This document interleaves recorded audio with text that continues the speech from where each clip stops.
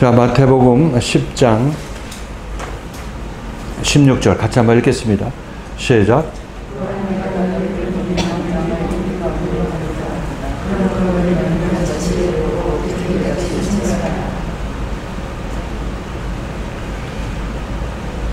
자, 여기서 보라 내가 너희를 보내노라 이렇게 얘기를 한다고. 내가 너희를 보내노라.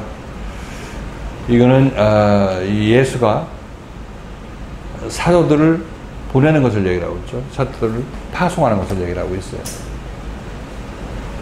이거는 우리가 히브리서 말씀에서 생각해 본 것 같이 우리가 입술에 열매를 가지게 되죠. 그죠? 하나님을 찬미하는 제사를 드리는 사람이고 그 이름을 증거하는 입술에 열매를 가진 사람이 되었어요. 그죠? 이 사람들이 이제 보냄을 받는 것입니다. 보냄을 받으면 이 사람들은 선한 행위를 하죠. 선한 행동을 하고 교제를 하게 되는 것입니다. 이들이 보냄받은 자예요. 지금 여기서 사도들을 보냈다 얘기하고 있는 것은 그 히브리서 기자가 얘기한 대로 히브리 교인들을 다 고쳐서 보내게 됐을 때 이 선한 행동을 하고 교제를 하는 모습을 이렇게 표현하고 있는 것입니다. 똑같은 거예요. 구도가. 자, 그래서 보라 내가 너희를 보낸다. 그러니까 보내려면 이 사도를 보내려면 원한다고 보내는 것이 아니라 우리가 원한다고 보내는 것이 아니라 물론 원해야 말씀 앞으로 오겠죠. 이 말씀에 의해서 3년 반이라는 기간 동안을 그 사람이신 예수와 함께 움직이면서 돌아다녀야 되는 것입니다. 살아야 되는 거예요. 살아요. 그 결과로 이제 오순절 성령 세례를 받게 되면 이 사람들은 입에서 선한 말이 나오죠. 선한 말이 나오고 이제 선한 행동과 교제가 나오는 것입니다. 이때 이들은 보냄을 받게 된다고 말씀드렸습니다. 그래서 이 사도들은 그렇게 고침받은 사람을 상징한다. 여기서 지금 보냄을 받은 사도들은 아직까지 사도가 실질적으로 되지는 않았죠. 언제 이들이 사도가 됩니까? 네, 오순절 성령 세례를 받았을 때 사도가 되는 것이에요. 근데 지금 한번 보내보는 것은 예행 연습하는 거고 모형적으로 보내는 것입니다. 모형 속에서도 실체가 그대로 드러나죠. 내가 너희를 보낸다. 내가 너희를 보내는 것은 양을 이리 가운데로 보내는 것 같다. 양을 늑대 가운데로 보내는 것 같도다. 이렇게 얘기를 하고 있습니다. 자, 양은 예수 그리스도를 상징한다고 말씀드렸고 늑대, 이리는 바로 이 물어뜯는 이리, 늑대니까 이들은 이 옛사람의 노예가 되어 있는 우리 죄인들의 모습을 얘기를 하고 있습니다. 이 이리가 상징하는 바는 아직까지 거듭나지 못해서 이 세상에서 하나님과 분리되어서 살고 있는 자들, 이 죄인들, 이들이 이리 때라고 여러분 생각하시면 되겠습니다. 옛사람입니다. 옛사람. 그러니까 이 예수의 생명을 가진 사람을 예수께서 보내시는데, 예수 대신에 보내시는데, 이 보내면 받는 그 자리가 이 이리 때가 우그로 이리 때 중으로 보내게 될 수밖에 없는 것입니다. 당연하죠. 이 구원하는 자가 보냄을 받는 것은 구원 받을 자한테 보냄을 받는 거죠. 구원 받을 자한테로 보냄을 받는 것입니다. 그 구원 받을 자들은 이리 때들인 것이고 구원을 하러 간 자는 양이에요. 예수가 유대인과 또 제자들 사이에 왔죠. 와서 유대인들의 그 이리 때들에 의해서 예수가 희생을 당했습니다. 그래서 그 중에서도 이제 예수를 끝까지 따라 나섰고 그 일에 동참 안 했, 마음은 어떨지 몰라도 물리적으로 그에 동참하지 않았던 제자들은 계속까지 예수를 따라 나섰고 전국적으로 예수의 새 생명을 받았습니다. 자, 이렇게 보면 이 이리 때라는 것은 우리 모든 사람을 이 세상에 살고 있는 모든 사람들이 이리 때인 것입니다. 예수는 그냥 이 땅에 오실 때 이리 때 가운데로 던져지신 것입니다. 우리도 보냄을 받을 때는 여기 딱 보냄을 받을 때는 상대방이 다 이리 때인 것입니다. 그냥 으르렁거리고 물어뜯을 그런 준비를 하고 있는 사람들. 겉으로는 조신하고 그냥 얌전하고 인사도 잘하고 하는 것 같이 보이지만 막상 이제 자기가 연단받고 훈련받다 보면 이제 이리로 돌변하는 것을 볼 수가 있어요.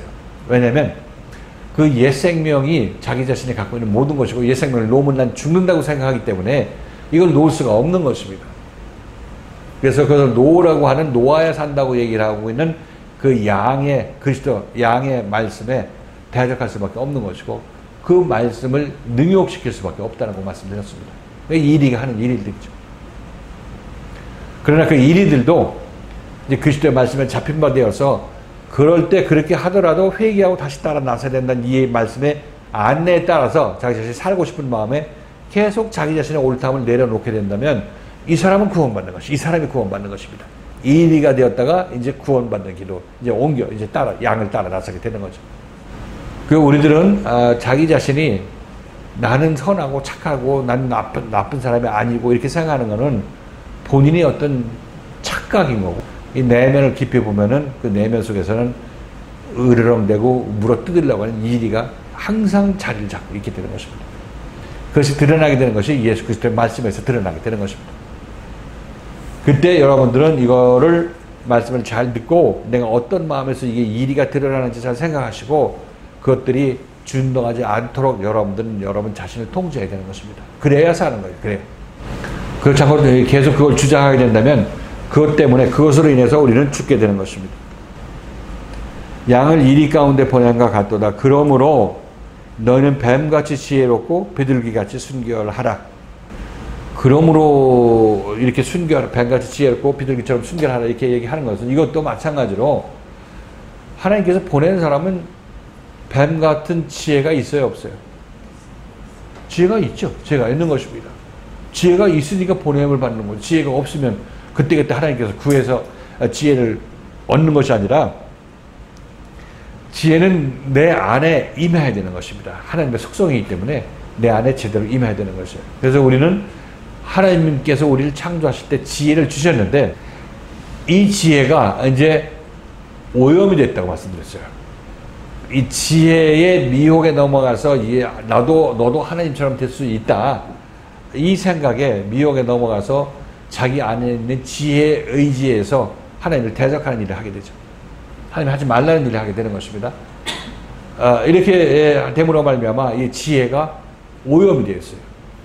하나님을 대적하는 지혜로 쓰게 되어 있다는 것입니다. 내가 이 뱀의 지혜, 하나님께서 뱀의 지혜에 하나님께서 먹지 말라는 것을 뱀의 지혜에 입각해서 내가 먹어도 괜찮겠다고 생각해서 먹었기 때문에 뱀에 의해서 넘어간 거죠. 지혜에 의해서 우리가 타락한 것입니다. 그러니까 하나님의 지혜는 하나님의 영광을 위해서 써야 되고 하나님과 하나 되는 유지를 하기 위해서 써야 되는 것인데 하나님을 대적하고 나가는데 그 지혜가 이제 발동이 된 것입니다. 그래서 원래 이 지혜는 하나님께서 우리에게 아담을 창조하실 때 지혜를 아담에게도 주신 거죠. 하나님의 지혜를 아담에게도 주신 것입니다. 하나님의 형상으로 지었으니까. 하나님의 지혜가 아담에게로 넘어가서 공유돼서 이제 아담도 하나님의 지혜로움을 행사할 수가 있게 되었던 것입니다. 그 지혜의 속삭임에 넘어가서 이제 아담이 하나님을 대적하게 되는 거죠. 근데 이 지혜 자체를 여호와의 지으신 들짐승 중에서 뱀이 가장 간교하더라 이렇게 얘기를 하고 있는데 이 간교하다는 단어는 우리는 뱀이 가장 지혜롭더라 이렇게 얘기하는 게 맞는 것입니다. 우리 간교하다는 얘기는 번역자의 의도가 들어간 거죠. 선입견이 들어가서 그런 것입니다. 에덴 동산에 있던 뱀의 지혜는 하나님께서 허락해 주신 것이니까 거기 있는 것입니다. 하나님의 아담을 미련하게 창조했으면 지혜가 거기 있을 수가 없죠. 그럼 미련한 아들을 하나님께서 만들 리가 없는 거죠. 지혜로운 아들을 만들어야 되는 거죠. 우리가 지금 갖고 나온 지혜는 하나님을 대적하는 타락한 지혜, 하나님께서 주신 지혜인데 하나님을 대적하는 데 썼기 때문에 그것이 결국 우리의 올무가 되어서 이 세상 사는 데서 어떤 지혜를 발휘하고 살 수 있겠지만은 그러나 그것 때문에 하나님을 멀리하게 되고 하나님을 의지하지 않으려는 그런 마음이 또 생기게 되는 거죠. 지혜 때문에 생기게 되는 거죠.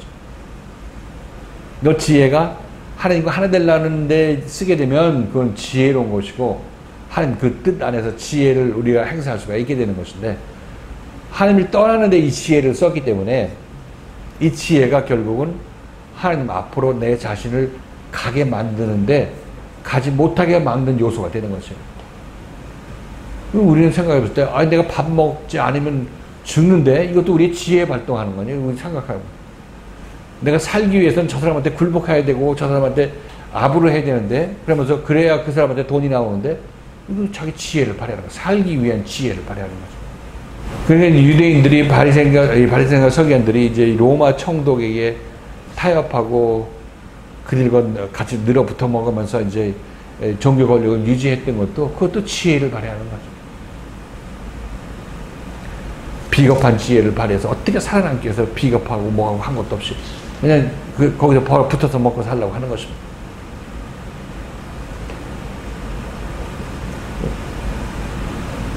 그래서 지혜라는 거는 이 원래 하나님께서 아담에게 주었기 때문에 에덴 동산에 있었던 것이고 뱀으로 이제 상징되고 있는데 그 지혜가 이제 그 지혜를 받은 아담이 그 지혜를 사용해서 하나님을 대적하는 그런 일로 지혜를 썼기 때문에 결국 지혜가 충돌이 일어나죠. 하나님의 지혜하고 아담의 지혜하고 충돌이 일어나기 때문에 그렇습니다. 내가 생각할 때 내가 원하는 것은 이것이고 내 몸에 좋은 것은 이것이라고 생각합니다. 이렇게 이제 누굽니까? 아담이 그렇게 얘기를 하게 되면 하나님 아니다. 내가 주는 게 너에게 더 유익하고 더 좋은 것이야. 이렇게 얘기하면 아니에요. 내가 갖는 게 내가 유익한 거고 내가 꼭 갖고 싶어요. 이걸 가져야 내가 만족하겠습니다. 이렇게 얘기하니까 하나님이 봤을 때는 야, 넌 그거 가지면 죽는 건데 그거 좋다고 생각하냐? 거꾸로 생각하냐? 이렇게 하나님께서 말씀하시죠. 그럼에도 불구하고 아담이 계속 우기면 어떻게 되겠어요? 그 뭐나 너 해봐야지. 뭐 어떻게 먹고 죽어도 먹고 싶다면 어떻게 해봐야지. 이렇게 하실 수밖에 없는 거죠. 그래서 선악과를 먹은 결과로 결국 우리는 이 땅에 나오게 되는 것입니다. 이 땅에 와서 우리는 우리의 지혜를 사용하고 우리의 선의식을 사용해서 이 세상을 살아나가는데 전부 자기 몸보신하기 위해서 선과 지혜를 다 사용하는 것입니다. 이 세상에 사는 모든 사람들은 전부 자기 자신의 이익을 위해서 사랑하고 자기 자신의 이익을 위해서 봉사하고 자기 자신의 이익을 위해서 하나님 믿고 자기 자신의 이익을 위해서 예수 믿고 이렇게 하는 거예요. 여기서 하나의 예가 있을 수가 없어요. 예수 믿으면 뭐 예수 편이 되어서 잘 되는 줄 알죠. 그것도 아닙니다. 그게 아니에요. 예수를 믿을 때 내가 예수 믿어줬으니까 그 대신 나한테 뭘 주세요. 안 주면 성질내고. 하나님 내가 기도 열심히 할 때고 새벽 기도 할 테니까 자식 대학교 합격하게 해주세요. 떨어지면 성질내고 그때부터 교회 안 나오고. 이게 전부 거래관계를 유지하거든요. 거래관계. 이런 식으로 예수 믿고 이런 식으로 하나님 믿는 거죠.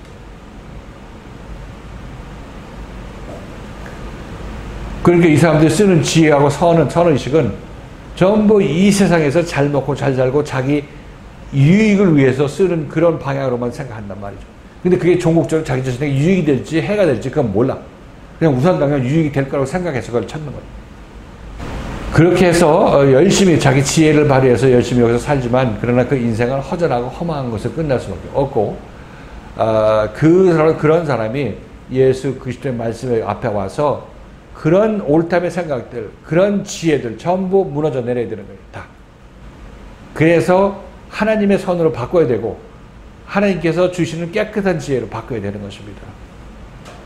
그렇게 됐을 때 이 사람은 이제 보냄을 받게 되죠. 파송받게 되는 것입니다. 이때 이들은 뱀처럼 지혜로운 사람이 되어 있어요. 고쳤으니까. 그리고 비둘기처럼 순전한 사람이 되어 있어요. 순전하다는 얘기는 아무것도 섞인 것이 없다고 얘기를 하죠. 빛, 그 다음에 진리, 여기에 잡것이 섞일 수가 없어요. 그리스도와 벨리알이 조화될 수가 없다고 얘기를 하고 있죠. 빛과 어둠이 조화될 수가 없다고 얘기를 하고 있죠. 믿는 자와 믿지 않는 자가 조화될 수가 없다고 얘기를 하고 있죠. 사도 바울이 한 얘기인 것입니다. 이것들은 전부 순전하게 그것만 있는 것.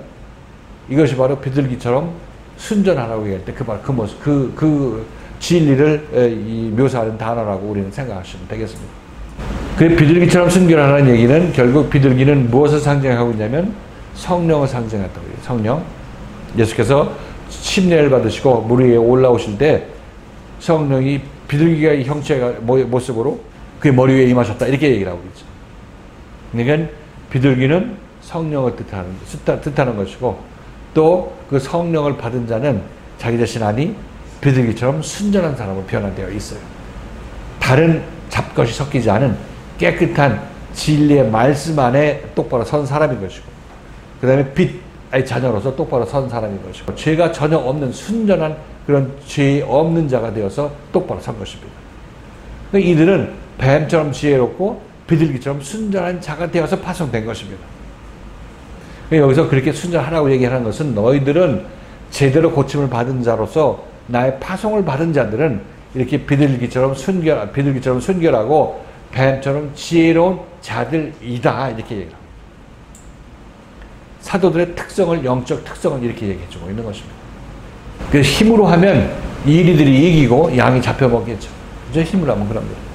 그러나 하나님께서는 그 둘 사이에 어떤 개입하셔서 그 중에서, 이리 중에서 구원할 자를 구원해 내시는 분, 이분이 예수 그리스도이시고, 그 일을 주관해 주시는 분이 바로 예수 그리스도 그분이시다, 이렇게 말씀을 드리는 것입니다. 모든 것을 생각할 때요. 네. 내가 이것을 하느냐 저것을 하느냐 행동이 어떠느냐 이런 쪽으로 계속 생각하게 안 한다, 그렇게 하면 안 된다라고 머리를 알아도 네. 자꾸 이렇게 우리가 이렇게 그렇게 생각할 수밖에 없잖아요. 그러니까 아까 히브리서 말씀에서도 선행하라 하는 것도 약간 이거라면 선행이고 이거라면 악행이고 막 그렇게 했는데, 사실은 그게 존재적인 거잖아요. 내 존재가 바뀌었을 때 내가 하는 모든 것들이 선행인 것처럼, 지금 처음에 지금 어제도 말씀을 들었을 때 보냄을 받는다라는 것도 자꾸 어떤 위치적인 거, 뭐 이렇게 어디를 이렇게, 그리고 우리가 보고 말해서 보냄을 받는다는 것은 이게 목사님 이렇게 말씀을 쫓아서 우리가 이제 같이 행동을 하거나 말씀을 쫓아서 이렇게 순종하는 것, 이런 것들이 보냄이겠거니라고 했는데, 그것도 역시 또 어떤 뭐 장소나 환경이나 이런 것들을 자꾸 생각하는데, 결국은 이제 말씀을 이렇게 좀 다시 한번 듣고 들어보니까 보냄을 받는다는 것도 내가 말씀으로 다 정말 그리스도의 영이 임해서 제대로 온전한 사람이 되면은 내가 어디에 있든지 그 자체가 보냄을 받은 것이다라는 생각을 조금씩 생각이 조금씩 바꾸는 거예요. 그게 이제 보냄을 받은 자예요. 근데 다 고침받은 자, 그리스도의 생명을 받아서 이제 거듭난 자는 이제 보냄을 받게 되는 거예요. 그 사람은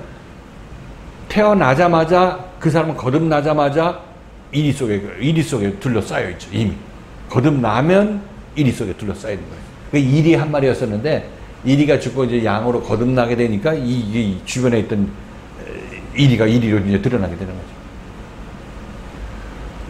그리고 여기서 이제 우리 지금 이 영문 밖으로 나가는 과정에 있는 우리들은, 지금 이 보냄을 받기 위해서 지금 연단받고 있는 우리들은, 지금 여기서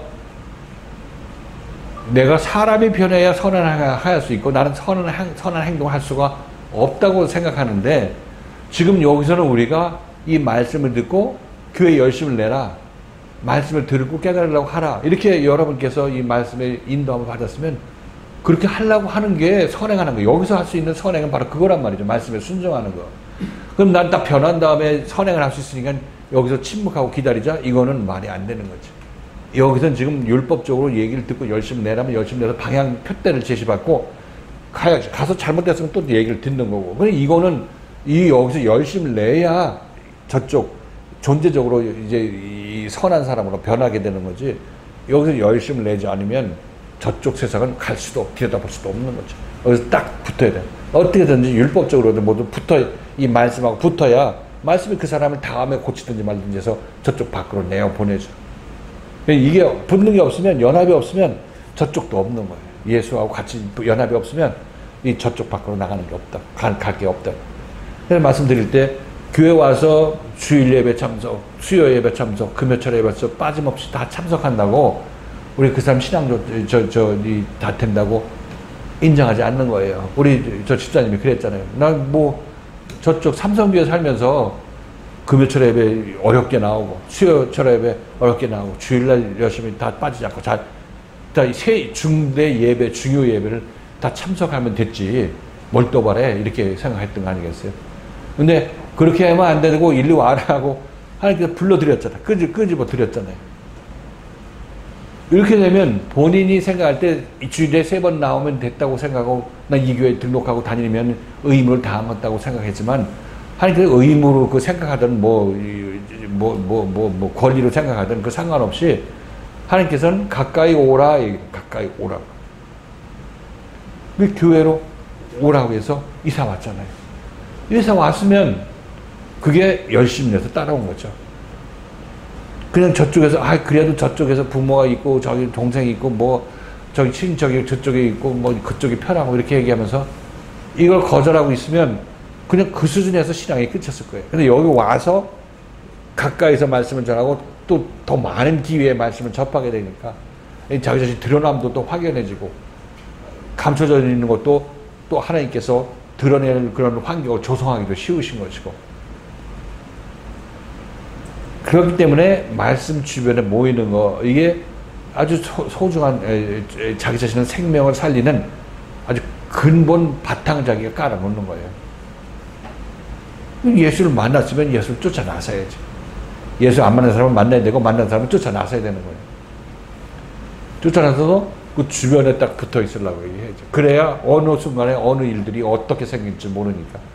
물론 말씀에 휴가 갔다 오라고 얘기해서 휴가 가는 건 그거는 그 관할 아래에 있잖아요. 말씀의 그 통제 아래에 있으니까 그건 상관이 없지만은 아무튼 이 말씀에 거절해서 내가 뭐 이렇게 해야 되겠다 하는 거는 그것은 우매한 판단이라고 해요. 우매한 판단, 세상적인 판단이라고.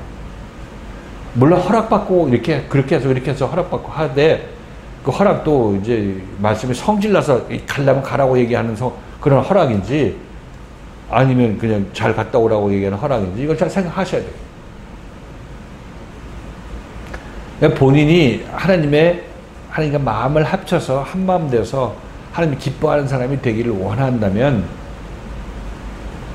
제가 하는 말이 어려운 말일 수가 전혀 없어요. 진심적으로 하나님과 한 마음 되기를 위해서 내가 교회 다니는데 그 길로 인도하는 이 목사님의 말씀이 여러분의 거부감 느낄 이유가 전혀 없는 거거든요. 여러분이 모르는 길을 여기 알려주고 그 길을 같이 가도록 이끌어주는 이 말씀이 여러분에게 억하심정을 줄 이유는 없는 거죠.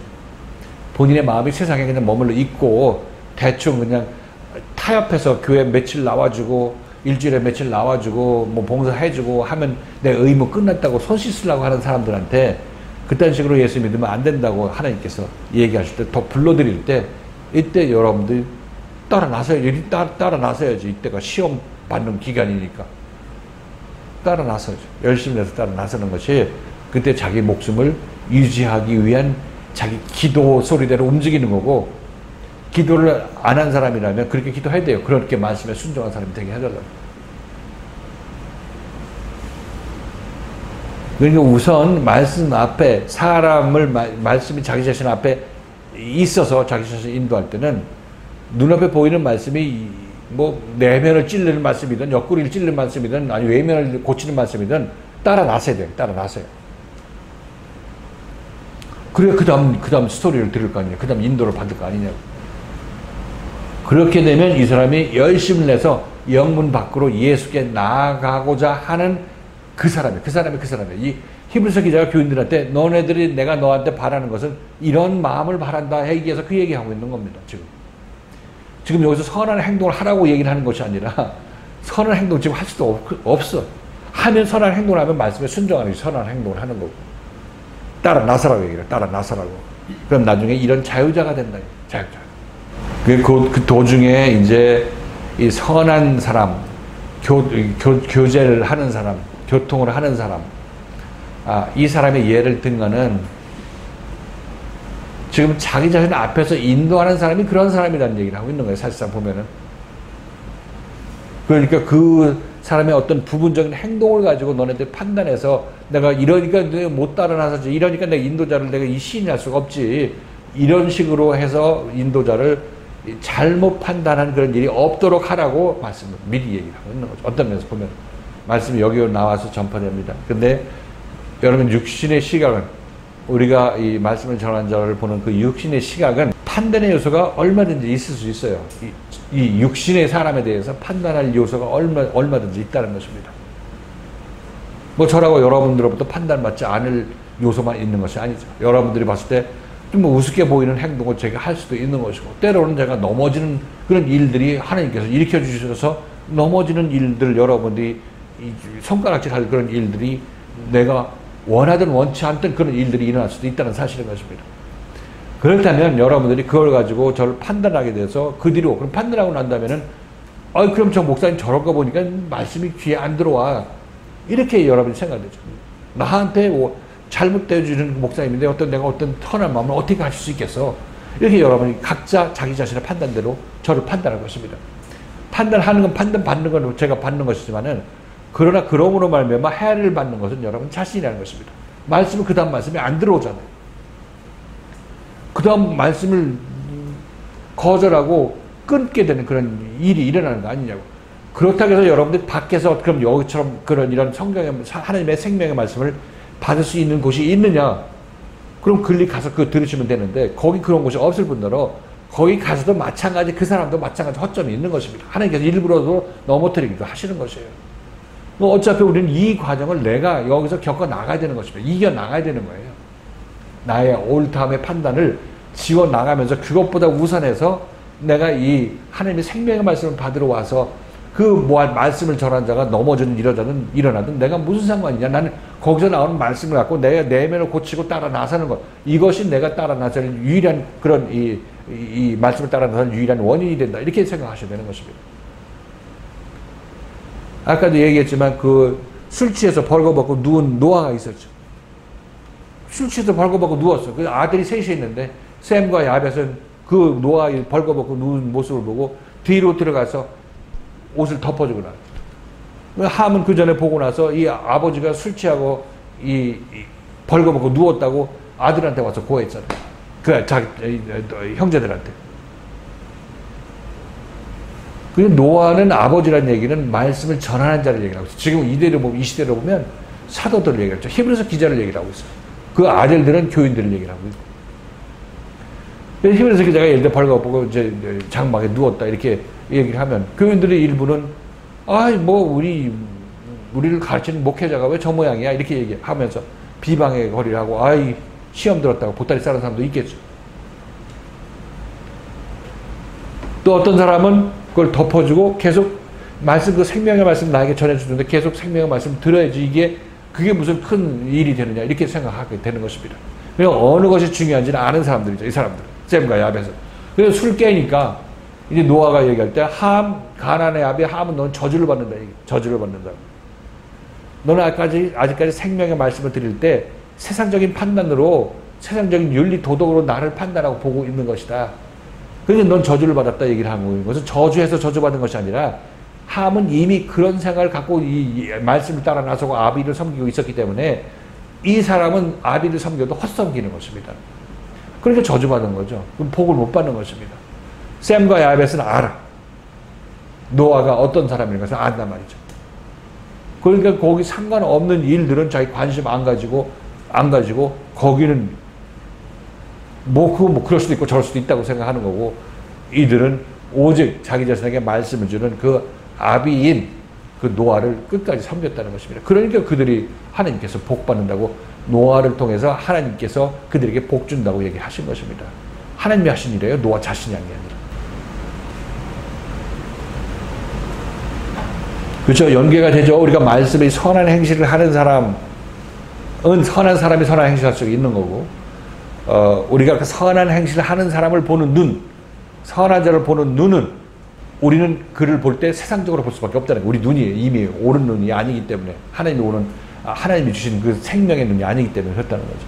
그 판단에 이 말씀을 거절하고 물리치는 일이 없도록 하라고 얘기를 합니다. 없도록 하라고.